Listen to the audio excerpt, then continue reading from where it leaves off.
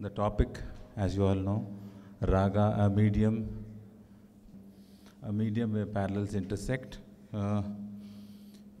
Instead of me going and singing a raga, I thought of taking you all through a different kind of a journey.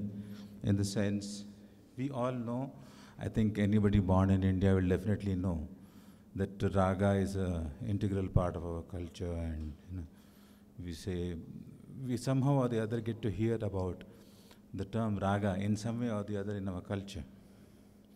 But what if I said that I start coming from a different point of perspective, instead of saying India and all that, let's try and look at the world. How do you think, and where do you think that the term raga has connections to the world?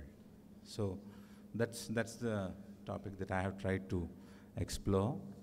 First, I think, yes, just listen.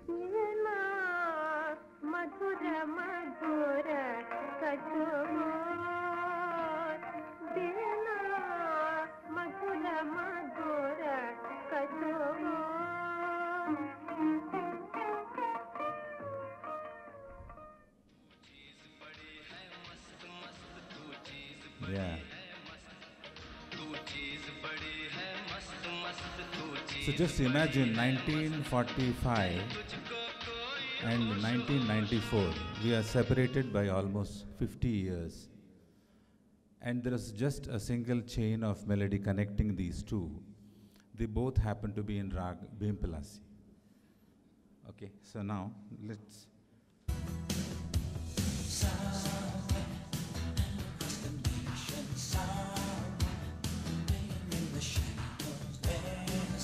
I don't know how many people have heard Bee Gees right now in this generation. Yeah, so this is the album ESP Bee Gees in the year 1987.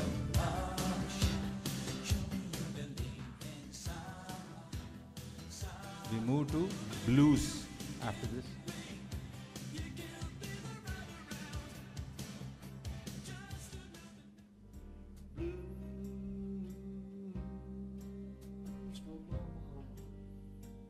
This is JJKL with his famous song Blues for Mama from the album Tutalsa.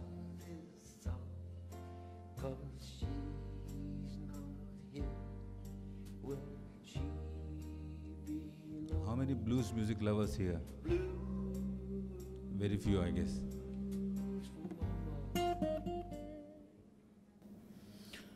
Again, if I tell you that these two melodies which you heard were again based on Rag Bhimpalasi, would you think it sounds funny?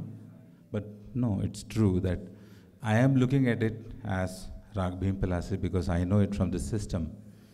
Now I'll give you one more final sample.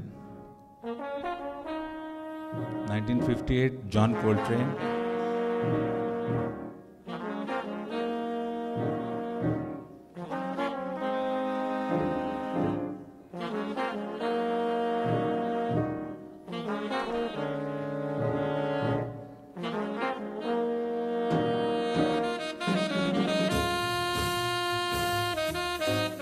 How many jazz lovers here? I had a look at the next.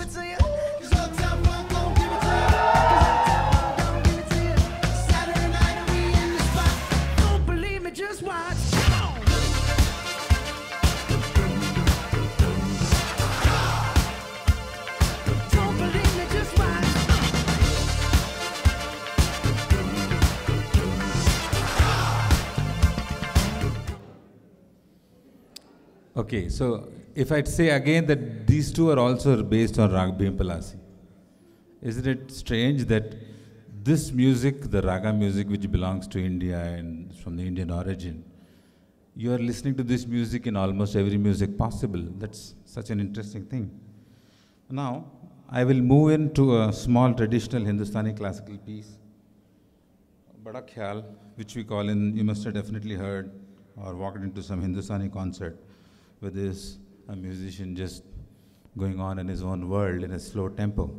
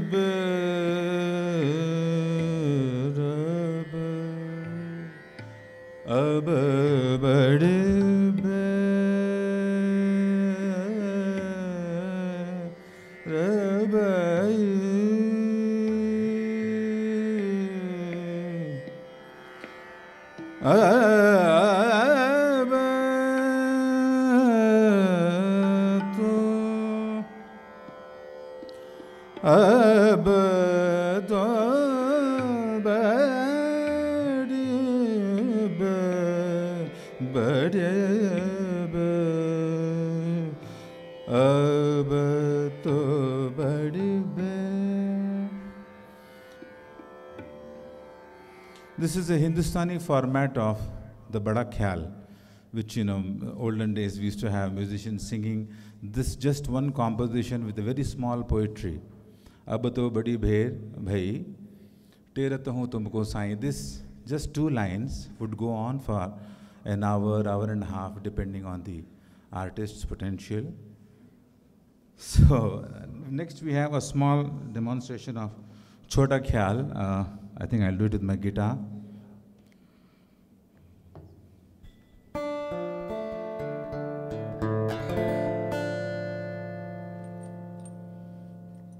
I'll be playing it on the slide guitar. The composition is Ja ja re apne mandirva, ja ja re apne mandirva, sun paave mari sasanan diya, ja ja re apne.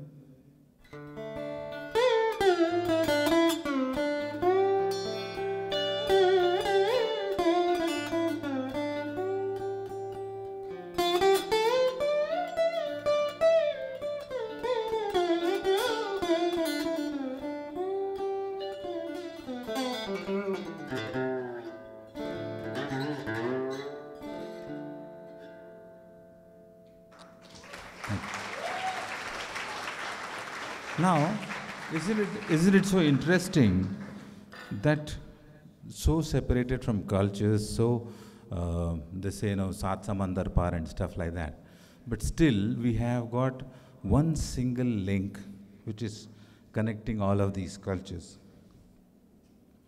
Yeah, this is the definition which you will definitely find in the net. You can go to Google Devi and she'll show you everything. But what is not written there, I'll tell you something interesting.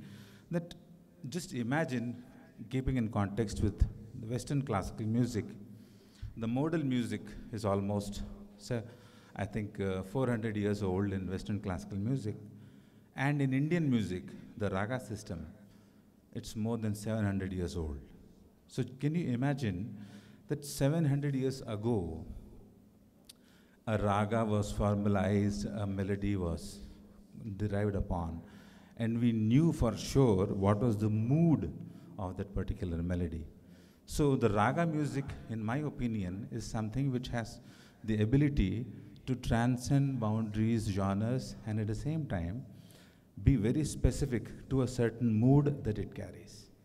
So that's the power of the raga music. And of course, the simpler they say raga, the raga also means in so many different languages, different things. Yeah, so I've just tried to define it in a very simple way. If you go and ask traditional Indian musicians what is a raga, then you'll have different definitions coming from different people. And also the fact that if you say a raga, how many days will it take for me to learn a raga? Usually I think when students walk into a music school, they say, I want to learn this, I want to learn that. So you'll have seen different people giving different definitions, ranging from 6 months to 60 years and stuff like that. People saying, I learned from a Guruji for 15 years, I learned one raga and stuff. So it's like the topic of refraction. You read about refraction in 7th standard, and there are people doing PhDs in refraction. So, it varies. As and as your level increases in this field, you start realizing what more you want to learn, what more you want to understand. So, in simple words, it can exist in any genre globally. Passing through the raga is a music organized in a certain way, passing through the time where the rules are for freedom and not for captivity. I have seen many people tell me this, that isn't a particular scale limiting your imagination. It's basically like saying that you can just draw small things on a stamp. You must have seen Mount Everest drawn on a stamp, and you might be seeing the point of a pin drawn on a 100 by 100 feet canvas. So imagination is up to you. And on the contrary, it actually helps you to be able to establish a certain mood, because of which you can maintain that mood till the time the recital goes on. So the ragas exist in Carnatic music also, in so many music. But you see in Hindustani music, what happens is you have to follow a certain mood, a certain pattern. The mood lingers on and on and on. Yeah, is raga a universal medium? I think, do you all agree? Yes. So, is it surprising that some music anywhere in the world, like I have even heard certain Gregorian chants in a specific raga, I can very specifically say this is a raga. I went to Thailand, I went to Germany, different countries when I toured, and I was interacting with jazz musicians. We here in India, we follow the drone.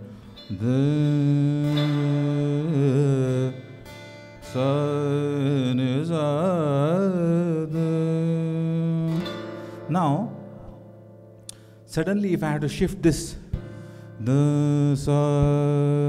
I shift it to sa, re, sa, ni, sa, ga, ma, pa, ga, re, ni, pa, sa, sa, ga, ma, pa, ni, sa, re, da, ma, pa, ga, ma, ni, pa, ga, re, ni, pa, sa. So, shifting the route is so difficult for Indian musicians, because I think there are Indian musicians who have played their entire lifespan in one key, say D, D sharp, whichever is their favorite key. So this is where I started understanding how beautifully we can adapt this to any musical format. When I start playing with a jazz or a funk or anything, I just see, okay, ta ra ra ta ta ra ra ta ta. So I'll try to follow the scale and then the raga, and then I try to put the emotions and the concepts of the mood which I have followed in Indian classical music. Yeah, this is very interesting. See the composition, ja ja re ja ban madarwa ja ja re sunhu sada rang tumko chahat hai kya tum humko chagn diyo ja ja re. Now this is being referred to a person called Sada Rang, supposed to be during the time of Akbar's court. So imagine a composition which has definitely passed 400 to 500 years is there in my, in my zone, and I am treating it the way I want. I'm giving it my flavor to it. It's not that it has been taught to me by Guruji. My Guruji said, pa ma ga re sa ja ja. No, my father always said, take it out, take it the way you want, and bring it back to this, and let us see how it sounds. So a composition which is so hundreds of years old, I can treat it the way I want, and I can still exist in that composition. So I can perform it so beautifully. Tomorrow people will say, oh, I would like to listen to this particular musician singing that particular raga. None of us have made raga, because the Sangeet Ratnakar, which says there are 44,000 scales. So if there are 44,000 ragas existing, how many years you have to do to finally figure out even a few hundred? So timeless medium becomes your own. It could be a bandish composed in certain raga hundreds of years ago, but right now it's yours. I'm saying yours, not mine. Okay, as I said, all the compositions which I played to you, whether it was Western or Indian, you noticed that they have a lingering of a certain mood and an atmosphere. That's the beauty. That can be maintained. So does raga have moods? Yes. Historically, I think we just discussed Sadaranga, Adaranga historically. coming to a social context, as I said, people go and they want to learn certain ragas. So there are musicians, senior musicians who want to learn a certain raga from a certain Guruji. So it's a social context. There is a physical context. Is rag se mera this keeps me in a certain mood. Sa ne sa ga re ne ba sa ga. I changed one note and see the difference by just changing of one note. A metaphysical, spiritual context, again, there are different ragas in Indian system, which certain ragas are very, very devotional. Some are not so devotional. Yeah, this is an album which I worked on called Progressive Raga. And the beauty of this album is all the instruments being played in this album are from origins other than Indian music. But we have played all the compositions based on ragas. You can find influences of jazz, influence of funk, influence of Indian classical, Carnatic Konikol, whatever. Yeah, so this is a small bit ragas everywhere, which I thought I'll just do a small kind of a performance where I say, we start with a particular style, and when we go on digressing, not digressing, maybe just evolving into something. Let's see how it goes.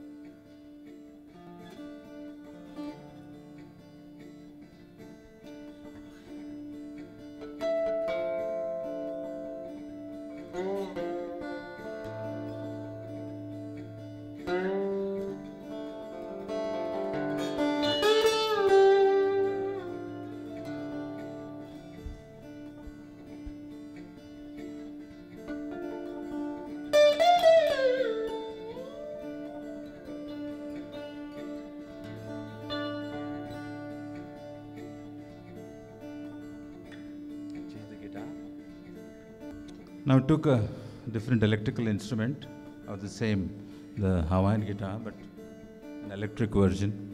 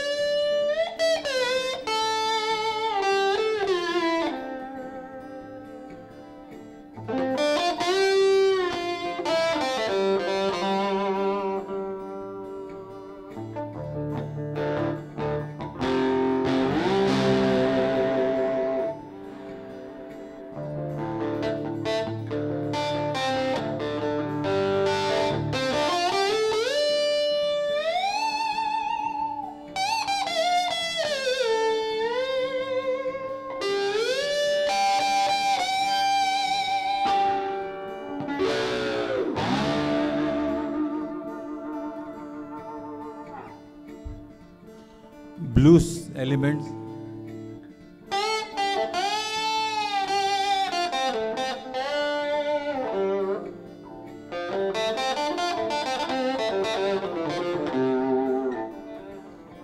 Nisagama pagamani pagane da.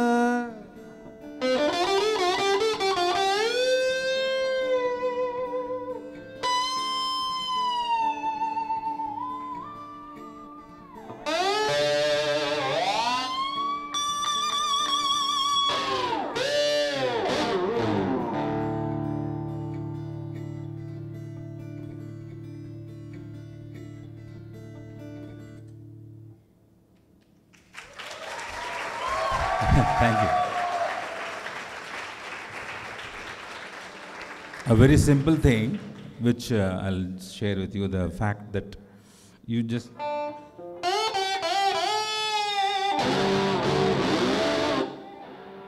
You see, it is very simple. Pa ma ga ma pa ma sa sa.